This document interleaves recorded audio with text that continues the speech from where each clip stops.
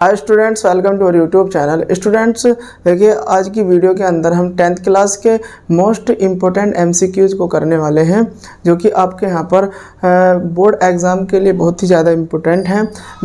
कोई एपी है जिसमें A18 minus A14 equal to 32 के इक्वल है। फिर कह रहा है कि फाइंड द कॉमन डिफरेंस, यानी कि आपको यहाँ से कॉमन डिफरेंस फाइंड करना है।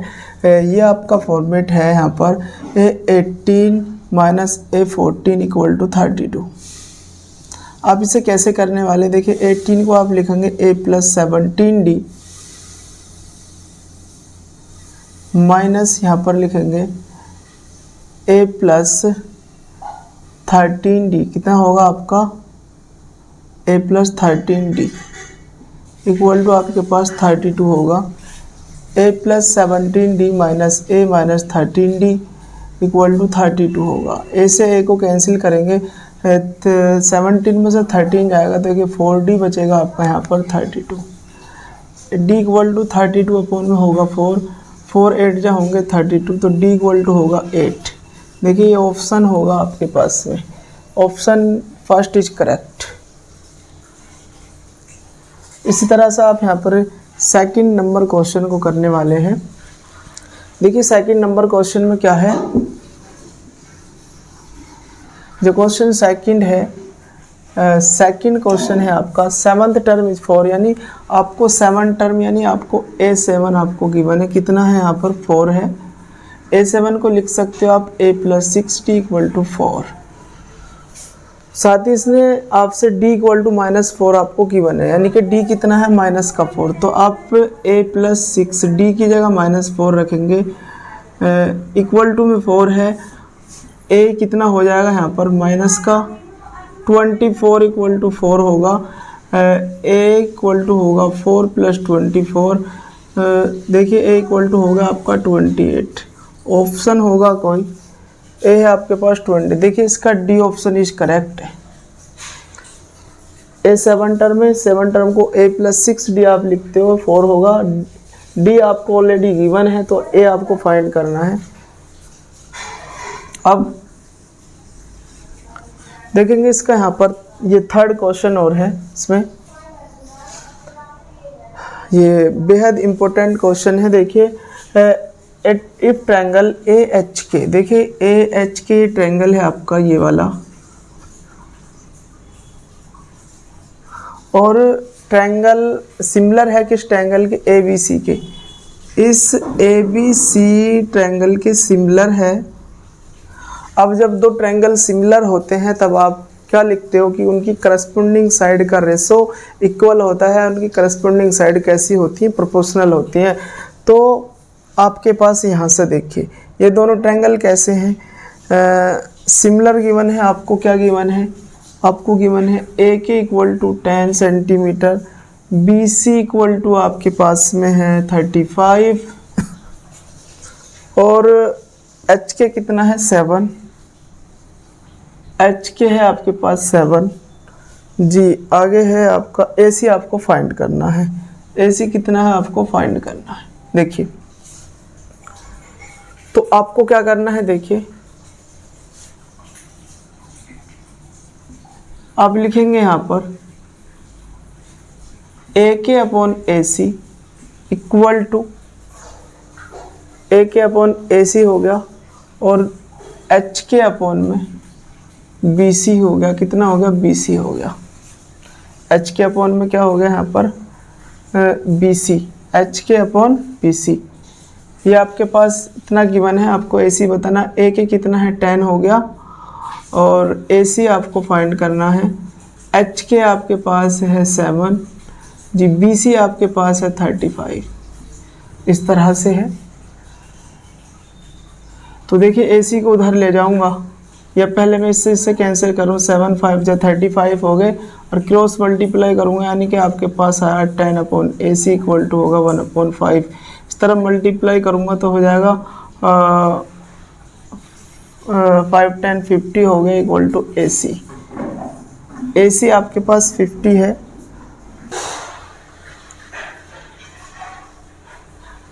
HK अपॉन में BC।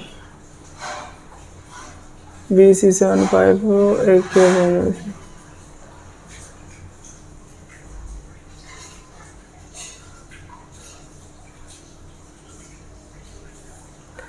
एच के अपॉन BC सही है, और जी आपका सेकंड जो रख रखा ए के अपॉन में AC सही है।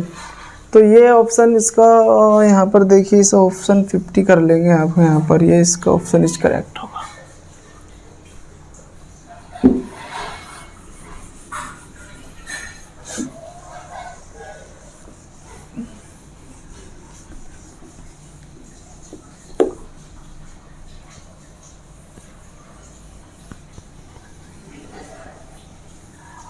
अब नेक्स्ट क्वेश्चन देखेंगे।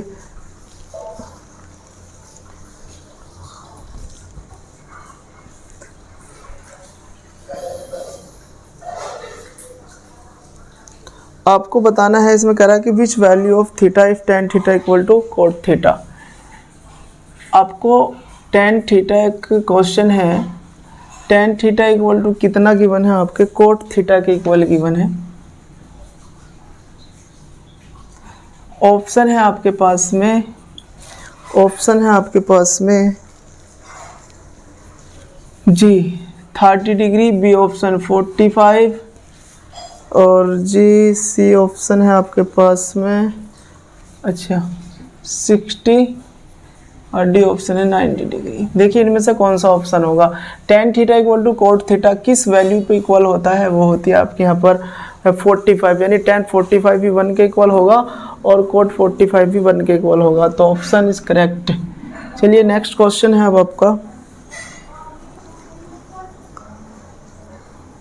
एक क्वेश्चन है आपका, आपको इसकी वैल्यू बतानी है।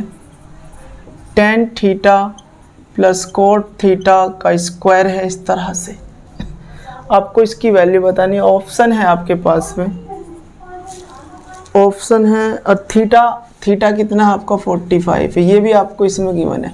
थीटा 45 है तो इसकी वैल्यू बतानी है आपको। देखिए 2 होगा, B option 3, C option 1, D option होगा 4, कुछ इस तरह से। आ जाओ आप यहाँ पर, थीटा 45 रखा यानी 1, 45 1 के इक्वल होता है, तो यानी कि टेन थीटा या टेन 45 प्लस टेन 45 स्क्वायर लगाएंगे। देखिए 1 + 1 1 + 1 2 हो गया, 2 स्क्वायर करेंगे, 2 का स्क्वायर करेंगे तो 4 आएगा। Option number D is correct. अब नेक्स्ट क्वेश्चन,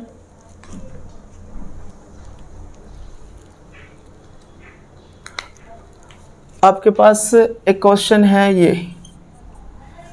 कि ये क्या है आपका, कोस थीटा है जी, आपका है कोस थीटा इक्वल टू 1/√2 है। फाइंड करना है आपको क्या, या वैल्यू बतानी है आपको किसकी, साइन थीटा की। ऑप्शन है आपके पास में, ऑप्शन है 1, बी अपॉन होगा 1/2, सी ऑप्शन होगा 1/√2 और आपके पास डी होगा √3/2।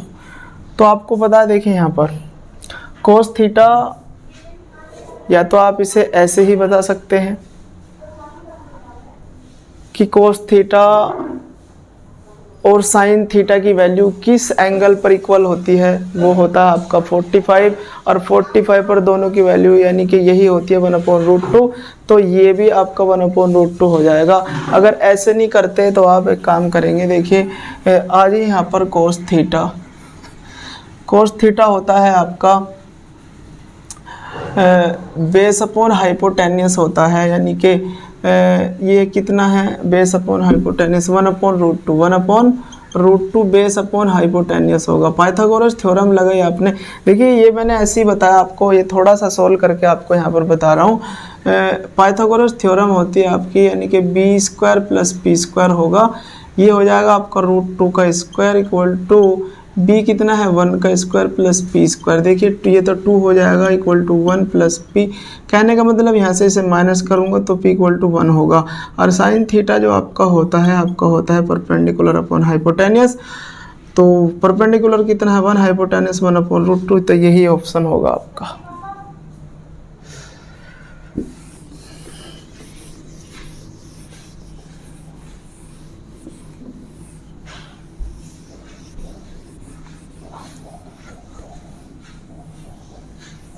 चलिए नेक्स्ट क्वेश्चन है। अब देखिए इस तरह से कोई क्वेश्चन है आपके पास में, A1/A2 B1/B2 है, नॉट इक्वल टू है C1/C2। तब आपसे पूछा गया है क्या, देन लाइन हैविंग, जी सॉल्यूशन की बात कर रहा है कि कितने सॉल्यूशन होंगे, यानी कि फर्स्ट ऑप्शन है नो सॉल्यूशन, ये है वन सॉल्यूशन या unique solution, one solution. C option है इनफाइनाइट सॉल्यूशन, सॉल्यूशन, और आपका none of these. D option में आप रख देंगे नन ऑफ दीज। चलिए इस तरह से देखिए, फिर मैं आपको बता रहा हूँ, ये भी बहुत ज़्यादा इम्पोर्टेंट है। मैंने आपको 3 कंडीशन ये बताई हुई थी कि A1/A2 नॉट इक्वल टू आता है B1/B2 के, तब आपके इंटरसेक्टिंग लाइन होती है नो सॉल्यूशन होता है, सॉरी वन सॉल्यूशन होता है। कितना, एक लाइन पर कट करती है, मतलब 1 पॉइंट पर कट करती है तो वन सॉल्यूशन होगा। एक केस इसमें कंसिस्टेंट का बनता है तो एक कंसिस्टेंट भी होगा। एक second case A1/A2 equal to B1/B2 not equal to C1/C2, जो कि आपका ये है। इसमें 2 लाइन पैरेलल होती है, इसमें नो सॉल्यूशन की कंडीशन आती है। एक कंडीशन आपकी A1/A2 equal to B1/B2 equal to C1/C2, यानी तीनों कंडीशन इक्वल होती हैं। इसमें कोइंसाइड लाइन होती है, एक के ऊपर से एक जाती है, तो इस पे इनफाइनाइट मैनी सॉल्यूशन होते हैं, इनफाइनाइट मैनी सॉल्यूशन होते हैं। तो देखिए ये किस टाइप का है, ये इस टाइप में है आपके पास में, आप कहेंगे यहाँ पर कि नो सॉल्यूशन। तो option first is correct.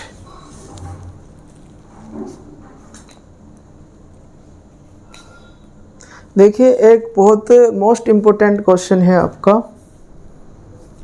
Question है आपका LCM of X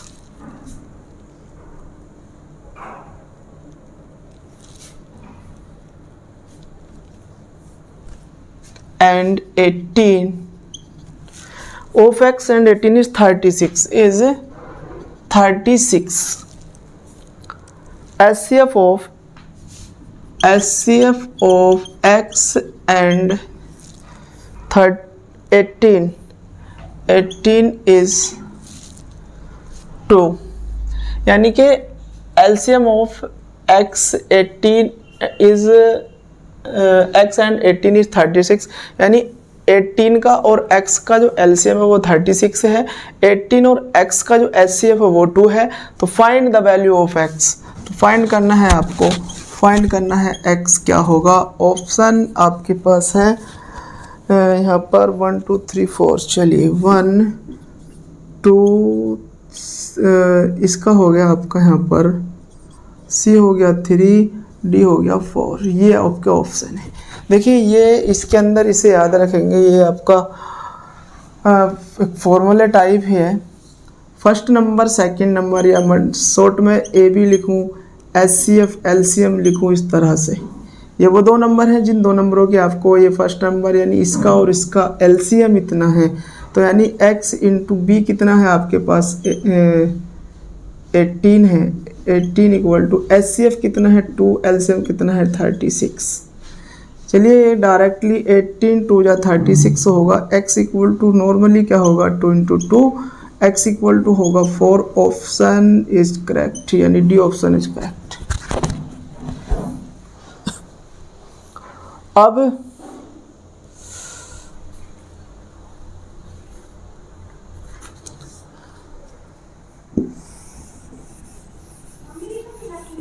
एक क्वेश्चन है आपका,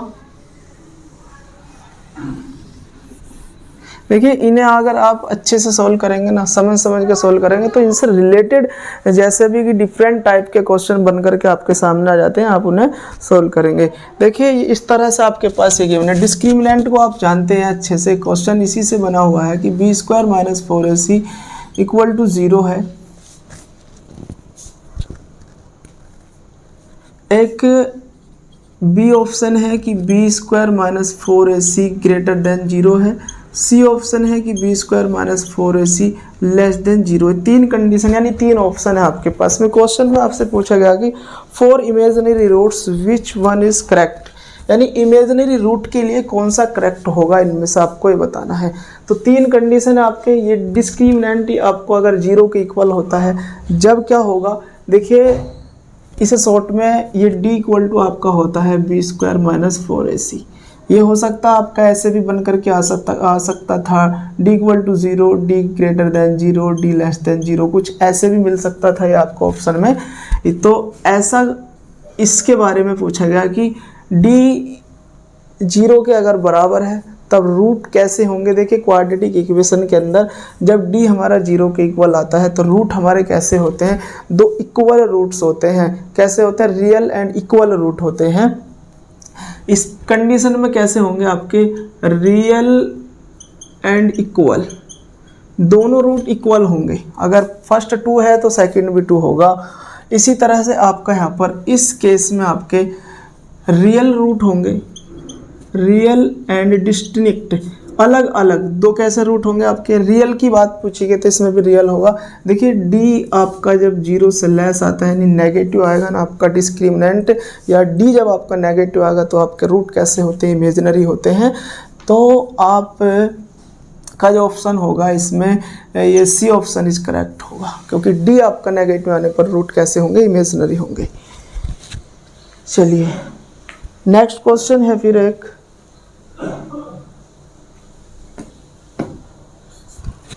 आपके पास एक क्वेश्चन है कोसेक थीटा इक्वल टू में √4 है।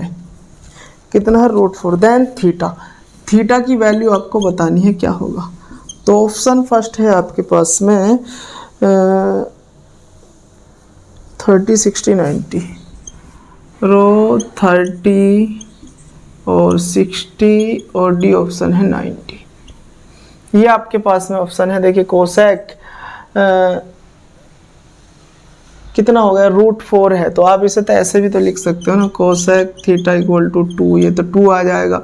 और कोसेक में एक इसकी वैल्यू होती है, आप अच्छी तरह से जानते हैं, होती है कोसेक 30 की वैल्यू होती है। किसकी, कोसेक 30 की ये वैल्यू होगी, क्योंकि साइन 30 की 1/2 होती है।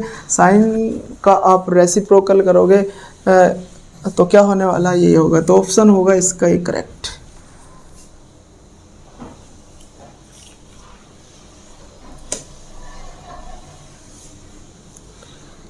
चलिए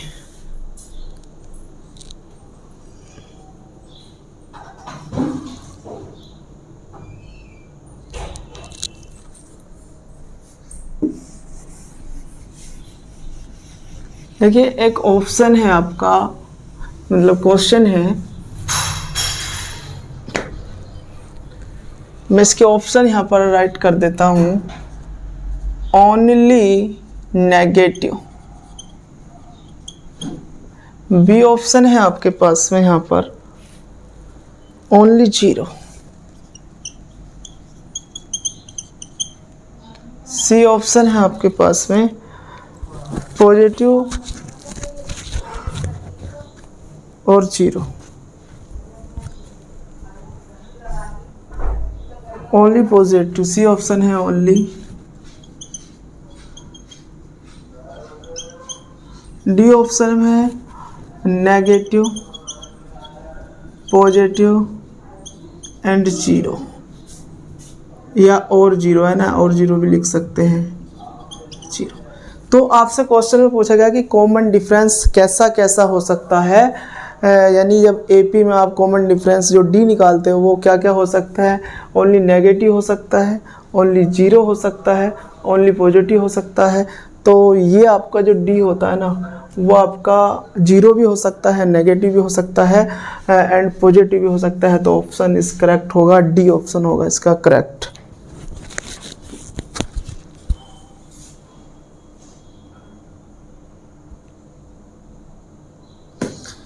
एक क्वेश्चन और है,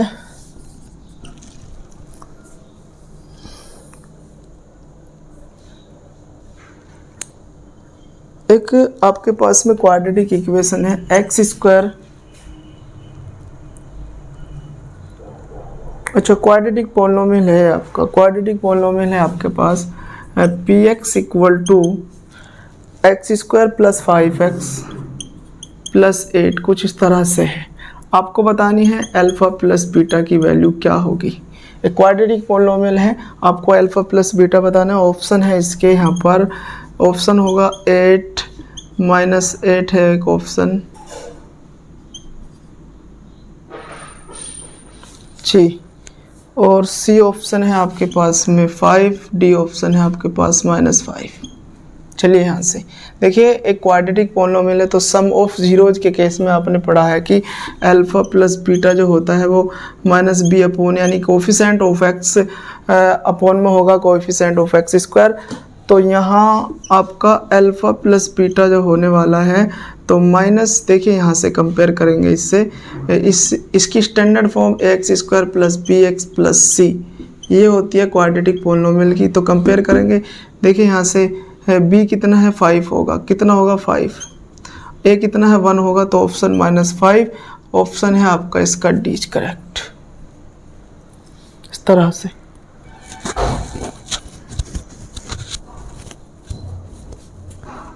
एक क्वेश्चन और है आपके पास,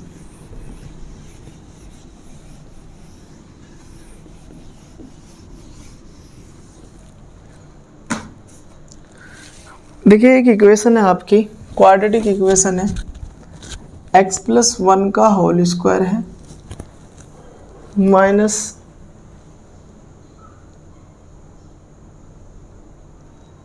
अच्छा, क्वाड्रेटिक इक्वेशन तो नहीं है ये, देखिए एक्स स्क्वायर इस टाइप से है equal to 0।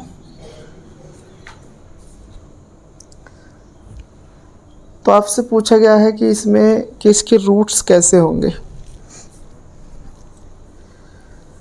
Option real root होंगे, बी ऑप्शन है नो रियल रूट,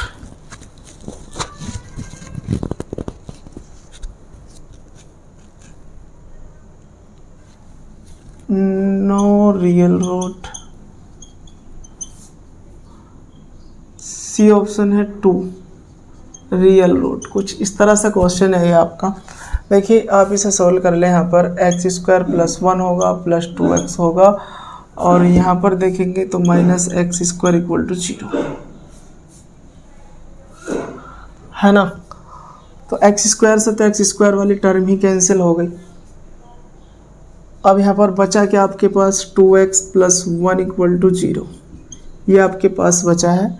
आप real root no real root यानी रूट कैसे पहचानते हो, तो वो होगा आपका d निकालते हैं आप बी स्क्वायर माइनस का 4ac, इस तरह से। अब ac देखेंगे आप यहाँ पर d इक्वल टू b, अगर आप यहाँ से इससे इक्वेशन से कंपेयर करें 0x स्क्वायर प्लस कुछ इससे कंपेयर करेंगे तो आपका यहाँ पर होने वाला 2 का स्क्वायर होगा -4। a कितना है आपके पास में, a तो इसमें है ही नहीं, वो 0 है ना। तो d इक्वल टू आपके पास ये 4 आ रहा है, यानी कि d कैसा आया 4। तो रूट कैसे होने चाहिए, d कैसा है ग्रेटर है 0 से, तो इस केस में आपके रियल रूट होते हैं। Option is first is correct होगा।